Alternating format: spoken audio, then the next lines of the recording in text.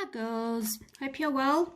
Okay, so yay, we've gotten off density and that kind of stuff. Okay, we're going to start looking at chemical reactions and what is a chemical reaction and how do you know there's a chemical reaction and what exactly it means. Okay, so what is a chemical reaction? It is a chemical change where elements and or compounds interact with each other to form different elements, not different, I should say atoms, yeah, not elements. Atoms makes more sense. Okay, you can't form a different element because you're going to have the same atom. So let's rather say this. Okay, so it is a chemical change where an atom and or a compound interact with each other to form a different atom or compound, and I'm going to show you just now why it was important for me to change that to atom. Okay, so differences between a physical change and a chemical change. Now we do get differences here. So a physical change, you can imagine yourself. So if you cut your hair, you've made a physical change. Okay, if you've painted your toenails, you've done a physical change, something that you can undo. I mean, your hair will grow back, that kind of stuff. Okay, but you haven't changed who you are. All right, so the substance doesn't change what it is made up of. Okay, the chemical composition, now this just means chemically what it is made up of. Okay, let me just lift this a little bit. I think I had it low for another grade, so not all your pages on here. Okay, I think that's a bit better. Sorry, it's a bit small now. Okay, so we have the physical change and the chemical composition. So what is it made up chemically is constant. Okay, so what it was made up before is what it is made up afterwards. And examples of a physical change is a change in phase. So remember, if ice melts, it changes from a solid to a liquid. It's still H2O. It hasn't changed what it is made up of. It just changes the way it looks. And if you might go from liquid water to water vapor, it's still H2O in the atmosphere. I'm breathing in H2O as we speak. And that is just, it's still water, but it just looks different. Okay. And a change of shape, for example, grating cheese. That you haven't changed what the cheese is if you've just cut it up smaller. Okay, it's still cheese. It's still made up of the same substance. However, if you melt the cheese, and you know it goes like hard and crispy. I hope I'm making you all hungry now. Okay, on bread, and it goes funny. It has changed the way it is. And what that is then is a chemical change. So the substance is not the same before and after a process. So the chemical composition actually changes. So examples of chemical changes, cooking an egg. I mean, a cooked egg is very much different to a raw egg. Okay, and we can't really take it back to the raw state. It has completely changed its chemical composition. The taste, the smell, the look, everything changes. Okay, it's not just physical. The actual compounds in an egg have changed. Okay, and then plants take in water and carbon dioxide and form oxygen and glucose. What is that? Photosynthesis. So photosynthesis is a chemical change. I mean, it's amazing. You give it carbon dioxide and water and it gives you glucose and oxygen. It's an amazing process. Okay, so when we write chemical reactions, we show them like this. And anything before the arrow is called reactants. Okay, it's almost like what you've started with. Okay, your ingredients that you're using. After the arrow, all the substances are called products. And this is now new substances that you've created.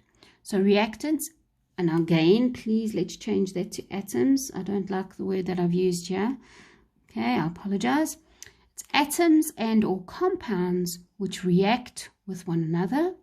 Atoms and or compounds which are produced as a result of the reaction.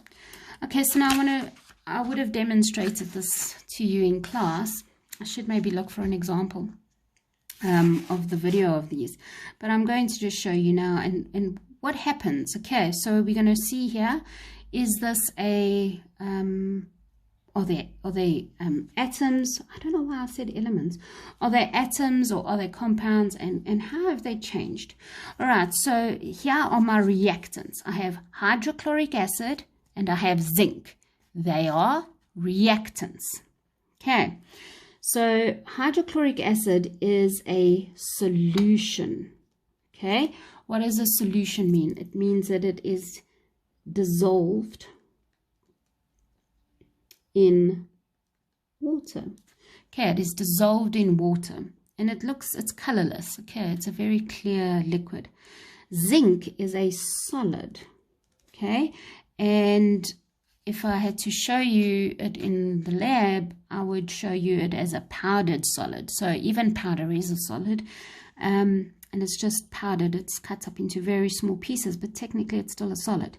And you'll see it's like a gray color, silvery color. All right, and now when you look at zinc chloride, it is now a solution. Okay, so a solution, again, it's something dissolved in water. So you're going to see this clear liquid over here. And hydrogen. Now, what is hydrogen? Hydrogen is a gas. So you're going to see bubbles. Okay, so that tells you, you know, something is happening. If I put hydrochloric acid and zinc as reactants, I'm going to make a gas because I'm going to see bubbles, and I'm going to have the zinc chloride left over in the beaker. Okay, right, so let's take a look at hydrogen and oxygen. Oh, please remind me, I must do these experiments with you. They're very cool. Okay, so hydrogen and water. So this is a gas and it is colorless. This is a gas and it is colorless. And colorless and colorless. Okay, and what do we make? We make a liquid, which is also kind of colorless. Okay, so we know that there was this chemical composition because we took two different gases and we made something new. Hydrogen oxide, which is the chemical name for water. Magnesium now is a solid, okay, and it is a silver color. Be careful, don't say just silver because you're going to get confused between actual silver and a silver color. And this is a gas, so oxygen gas. So basically what I do with magnesium is I burn it because anything burning is a reaction with oxygen. And we land up with a white powder, okay, which is then a solid.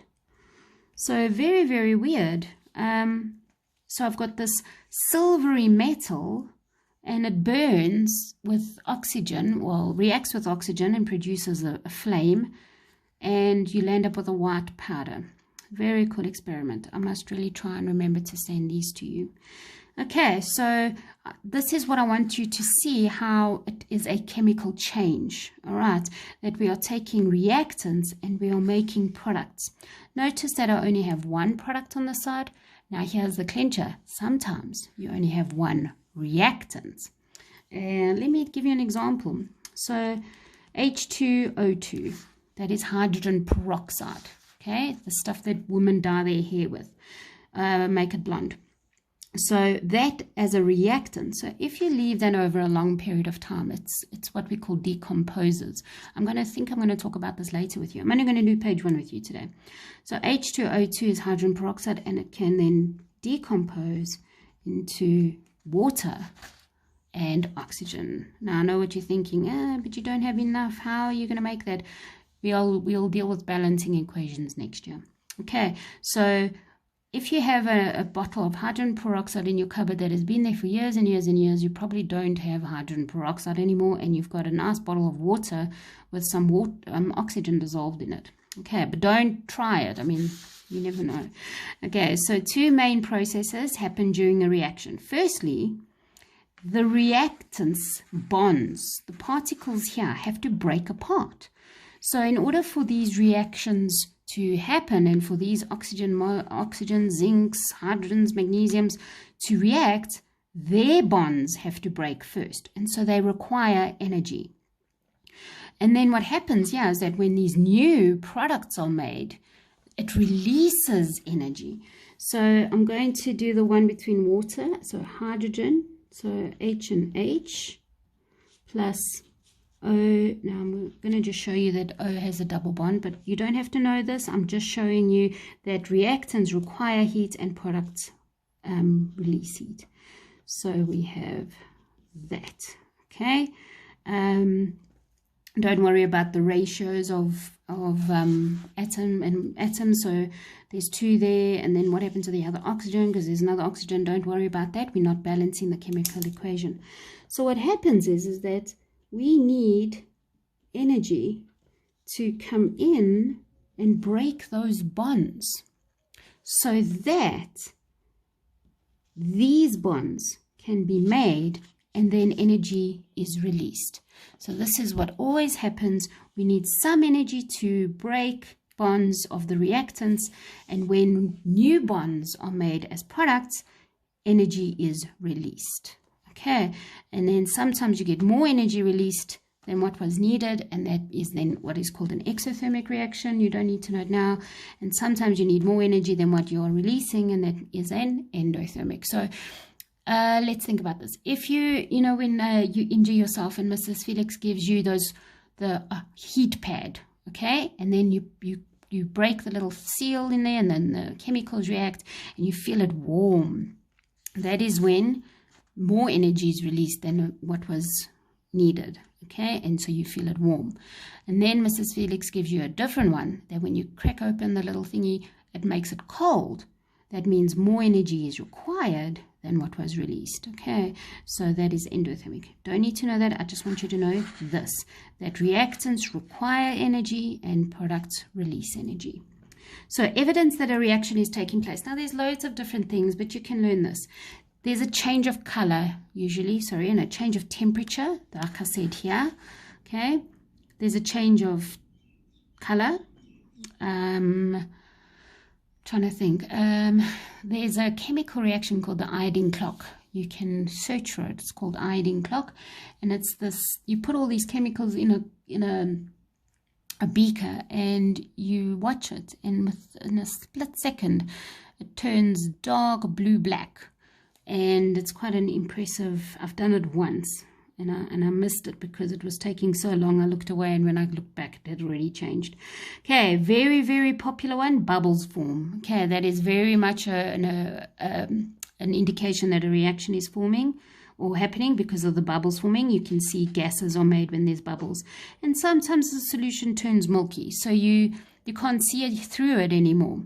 Okay, it's no longer clear. It could be a different color and still be clear, but it could turn milky, so you just can't see through it anymore. All right, so that's all I want to do with you this week. We'll continue with these notes next week. Have a good day.